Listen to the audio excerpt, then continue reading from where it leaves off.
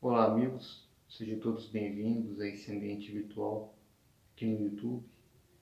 É uma extensão do Centro Espírita Augusto Silva, que possamos nesse momento de estudo unir nossos corações, uma vibração mais elevada e nos colocarmos à disposição do alto, em posição de recebermos as bênçãos que provém do nosso Mestre Jesus, e que essas bênçãos possam atingir o fundo de nossas almas, para que possamos sentir revigorizados uma vivência cristã, uma vivência amiga e bastante fraterna.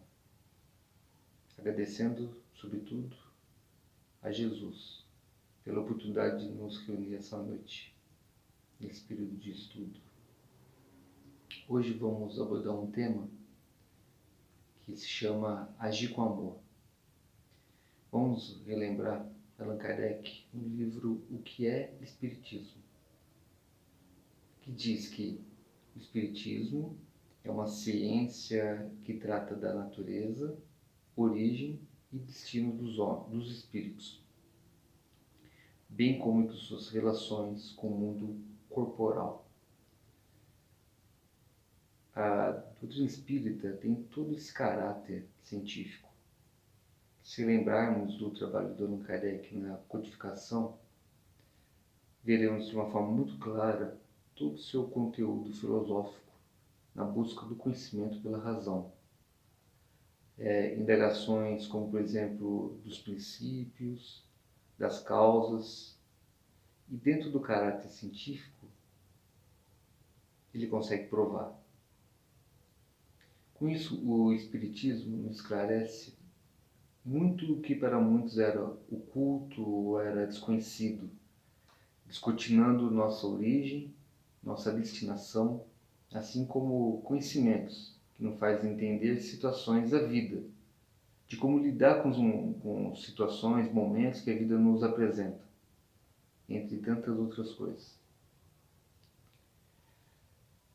E Kardec acrescenta que o Espiritismo é ao mesmo tempo uma ciência de observação e uma doutrina filosófica.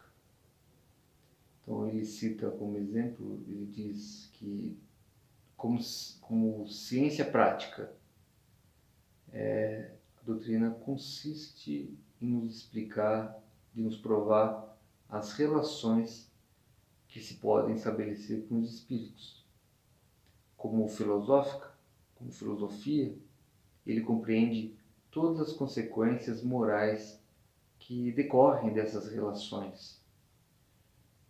Na Revista Espírita, de dezembro de 1968, Kardec declara que há também um sentido pelo qual o Espiritismo tem um caráter religioso, que é quando estabelece um laço moral entre os homens, quando os une. Aí ele diz, como consequência da comunidade de vistas e de sentimentos, a fraternidade e a solidariedade, a indulgência e a benevolência mútuas. Então, diante disso, podemos considerar, como já bem trazido por vários autores e estudiosos, que a doutrina espírita possui três aspectos na sua estruturação, que seria o aspecto filosófico, científico e religioso. No livro Estudos de Espiritismo, o autor diz: como filosófico, esclarece-nos acerca de nossas responsabilidades individuais e coletivas, quer no campo social, quer no campo espiritual. Faz-nos compreender com melhores luzes o nosso passado, o nosso presente e o nosso futuro. Indica-nos com segurança e firmeza o caminho que devemos seguir e nos mostra, principalmente com lógica, assegurando-nos, veja só que importante, a inexistência de privilégios, a inexistência de penas, de prerrogativas, e que não existe recompensas para sempre. E como ciência, prova-nos a existência, a sobrevivência e a imortalidade do espírito. E para acabar, finalizar esse texto, ele diz que, como religião, ensina-nos a interpretar os evangelhos em espírito e verdade. Então, quando citamos a doutrina espírita com aspecto religioso, não podemos entender no modo, digamos, com um culto instituído e formal, com imagens, ritos, dogmas, mitos, crendices, mas devemos entender como uma religião que ilumina os nossos comportamentos, aquela que aumenta nosso discernimento do bem e do mal, que mostra nossas responsabilidades nas escolhas do caminho que seguimos. Para atingirmos os objetivos e a felicidade plena, a felicidade real e a perfeição moral. Herculano Pires, que é o autor do livro O Espírito e o Tempo, diz que aqueles, portanto, que não compreendem a natureza tríplice do Espiritismo, que seriam os aspectos religioso, filosófico e científico, ou tentam reduzi-la apenas a um dos seus aspectos, praticam uma violência contra a doutrina espírita. De uma forma bem clara, ele nos diz que não há como conceber a doutrina somente em um ou outro aspecto. Ela é esse conjunto desses três aspectos. Então, como já dito, o científico, o filosófico e o religioso. E Herculano também, nesse texto, desse livro, ele traz uma reflexão que é de grande importância. E diz que o homem se encontra a si mesmo no triângulo de forças da concepção espírita. Ele diz que a pesquisa científica demonstra-lhe a realidade espiritual da vida, rompendo o véu das aparências físicas. A cogitação filosófica desvenda-lhe as perspectivas de vida espiritual, em seu processo dialético através do tempo e do espaço. A fé na razão consciente da religião em espírito e verdade abre-lhes as vias de comunicação com os poderes conscientes que o auxiliam na ascensão coletiva, evolutiva. Esse entendimento trazido por Herculano Pires, ele realmente é de grande importância. A sua aplicação da concepção espírita em nossa vivência terrena, em nossa vida material, porque o que seria de nós hoje, nós espíritas hoje, sem o conhecimento da nossa vida futura, da nossa realidade espiritual, da vida, de tudo que envolve essas perspectivas espirituais?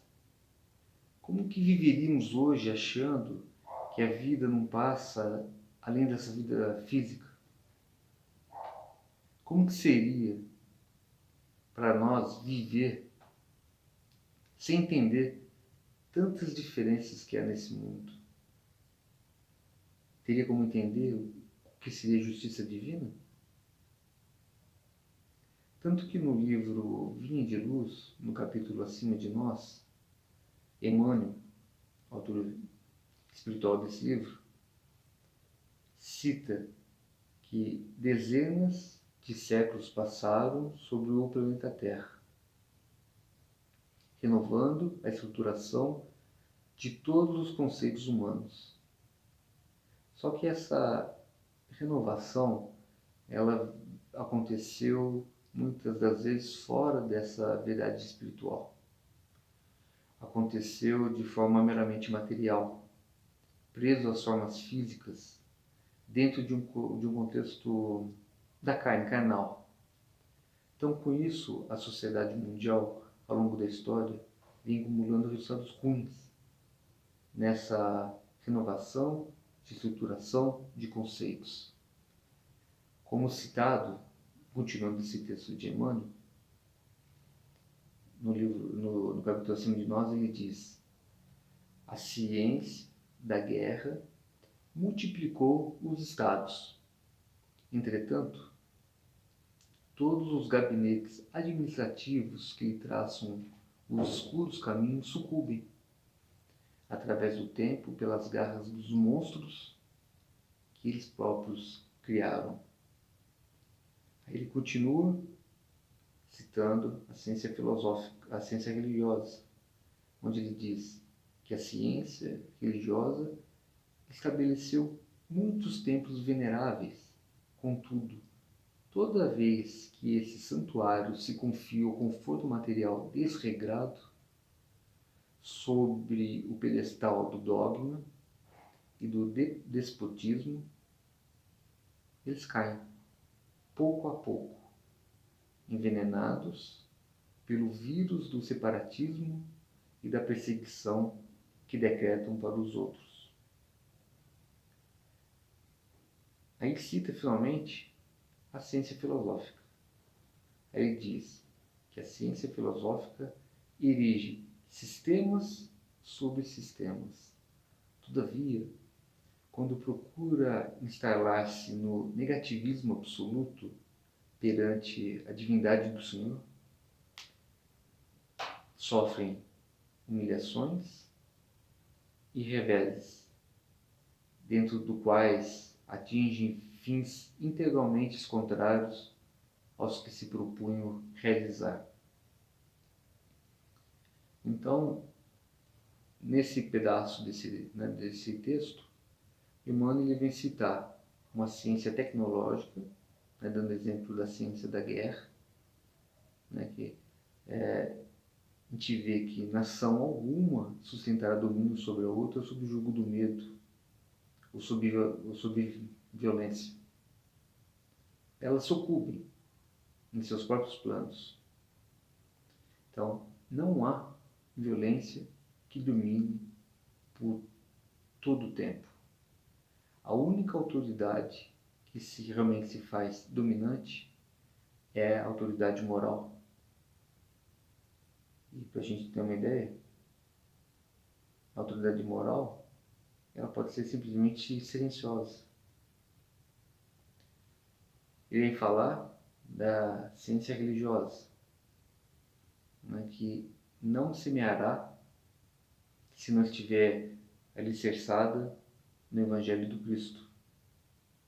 Irá cair quando estiver erguida pelo orgulho, pelo personalismo e pela vaidade. Fala da ciência filosófica, que não erguerá sistema algum negando a Deus. Essas formas de sistemas não vingam. E como diz o texto, os seus criadores serão humilhados e sofrerão reveses. Emmanuel continua o texto, dizendo: em toda a parte da história, vemos triunfadores de ontem arrojados ao pó da terra. Cientistas que semeiam vaidade e recolhem os frutos da morte. Filósofos louvados pela turba vigilante que plantam audaciosas teorias de raça e economia, conduzindo o povo à fome, à ignorância e à destruição. Com certeza, Emmanuel, fundamentado no triângulo das forças espirituais, porque É assim que ele escreve sobre isso no livro O Consolador. Ele esclarece, nesse capítulo acima de nós, o seguinte: procura, pois a fé, ele diz, procura, pois a fé e age de conformidade com a lei de amor, porque ela te descortina ao coração, porque acima de nós, infinito é o poder do Senhor. E dia virá em que toda mentira e toda vaidade serão confundidas. Então, o que Emmanuel nos diz? Para agirmos em conformidade com a lei de amor. Lembrando que amor é uma lei moral. Ela é citada pelos espíritos superiores no Livro dos Espíritos, na lei de justiça, amor e caridade, tida como a mais importante. Não só porque engloba as demais leis morais, mas porque também o crescimento da humanidade depende da aplicação do amor. Nessa lei, repousam as mais sublimes aspirações de felicidade do homem. Lembrando que a lei de Deus é a única verdadeira para a felicidade do homem. Ela que indica-nos o que nos convém ou não convém fazer. Mostra que só é infeliz aquele que se afasta das leis divinas. E que as leis divinas estão escritas na consciência de cada um de nós. Lázaro, no Evangelho segundo o Espiritismo, ele diz que o amor resume toda a doutrina de Jesus, porque é o sentimento por excelência. Leon Denis, tem um texto no livro O Problema do Ser, do Destino Guiador, no capítulo 25, o capítulo chama Amor. Então eu vou, a partir desse momento, recordar parte dos seus ensinamentos, já que o capítulo é bem extenso. Leon Denis começa nos trazendo que o amor é o princípio da vida universal, que proporciona a alma em suas manifestações mais elevadas e puras. Ou seja, o amor eleva a alma de uma forma mais sublime. Olha só que coisa interessante, que a intensidade de reação do amor aquece e vivifica tudo em torno de si. Então, para a gente entender de uma forma prática, se nós vivêssemos o amor, tudo ao nosso redor seria bem diferente do que é hoje. Seriam diferentes as nossas relações, os nossos convívios, o ambiente que vivemos, o nosso trabalho e, com certeza, o grau das dificuldades da nossa vida seriam bem mais diferentes. A vida, mesmo estando estamos nós em um mundo de provas e expiações, teria um outro sentido. É pelo amor que se sente extremamente ligado ao poder divino, que esse dever divino é o foco ardente de toda a vida, é a fonte de todo o amor, porque acima de tudo, Deus é amor. Lembrando João Evangelista, que disse que por amor Deus enviou seu Filho ao mundo para que vivamos. Do amor de Deus fomos criados. A vida provém do amor. E só estamos aqui hoje, encarnados, tendo oportunidade de conhecimento, de vivenciar experiências, é porque Deus nos ama. O amor é uma força abundante, renova-se, sem cessar, nunca acaba. E veja que bacana, o amor tanto enriquece aquele que dá, quanto aquele que recebe o amor. Através dele, né, o amor, Deus atua de uma forma mais eficaz aqui no mundo. É por amor que Deus atrai para si os espíritos que necessitam de ajudas, que vivem de forma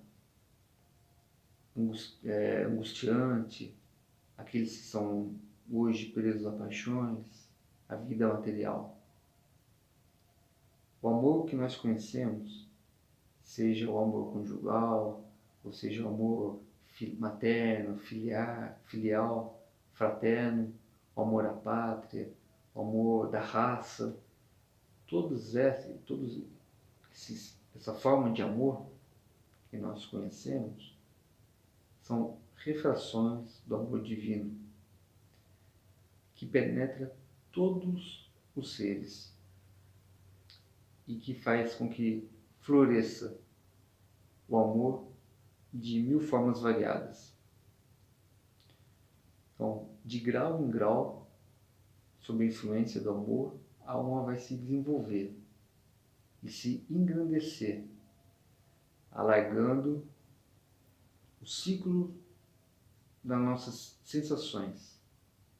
Então, o que era antes somente paixão, desejo carnal, e irá depurar e um dia se transformar num sentimento nobre, num sentimento puro. E o que era antes afeição a uma só pessoa ou a alguns, se tornará um dia afeição a todos. Leon Denis cita o exemplo de Jesus, que foi o maior dos missionários e dos profetas, que passou pouco tempo aqui na Terra, mas que bastaram somente 3 anos de trabalho evangélico para que o seu domínio se estendesse a todas as nações. Jesus não seduziu e não cativou as nações, como por exemplo pela sua forma bela de falar ou de ensinar. Jesus conquistou o mundo pelo amor. Porque Jesus Cristo traz em si o reflexo mais poderoso do amor divino. Desde a sua morte, seu amor ficou no mundo. Sempre vivo, sempre ardente. Mesmo que os representantes das religiões cristãs tenham cometidos ao longo da história tantos erros e tantas faltas. Mesmo assim, a fé cristã é a maior do mundo.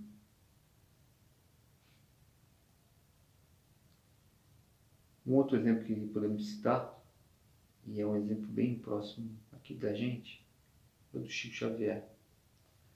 Há alguns anos, ele foi eleito como o maior brasileiro de todos os tempos. Com certeza, o título conquistado é o que menos importa. Mas vejam, foi um espírita que concorreu a esse título com tantas outras personalidades que muitos tinham grande apelo popular. Eram até mais contemporâneos do que Chico Xavier. Ou então concorreu com personalidades também de de enorme grandeza espiritual, como a Irmã Dulce, que além de ser um grande ser, também era representante da maior religião cristã no Brasil. Mas com certeza, o amor do Chico é o exemplo para todo o nosso país. Então, isso levou ele a conquistar esse título. O amor. com que ele exercia o seu trabalho, o amor que ele exercia pelas pessoas, pela vida que ele cultivou através do amor. Só da gente lembrar a figura do Chico, a gente já fica emocionado. Então, todo o exemplo de vida que ele deu mostra a sua autoridade moral pelo que ele exerceu do amor aqui em vida. Então, é preciso amar, porque sem amor, a vontade e a ciência seriam incompletas e muitas vezes estéreis. Não se trata de um amor que contempla sem agir. É um amor que se aplica a espalhar o bem e a verdade pelo mundo. E temos a caridade como o maior exemplo de exercer o amor. Lembrando aqui Marcos, onde ele nos trouxe: ame o seu próximo como a si mesmo. Não existe mandamento maior que este. Então, que esse sentimento de amor domine todo o nosso ser, sob o amparo e sob a sustentação de Jesus e dos nossos mentores espirituais, nossos mentores amigos. Desejo paz a todos e que as bênçãos recaiam sobre todos nós, sobre nossos lares, hoje e sempre.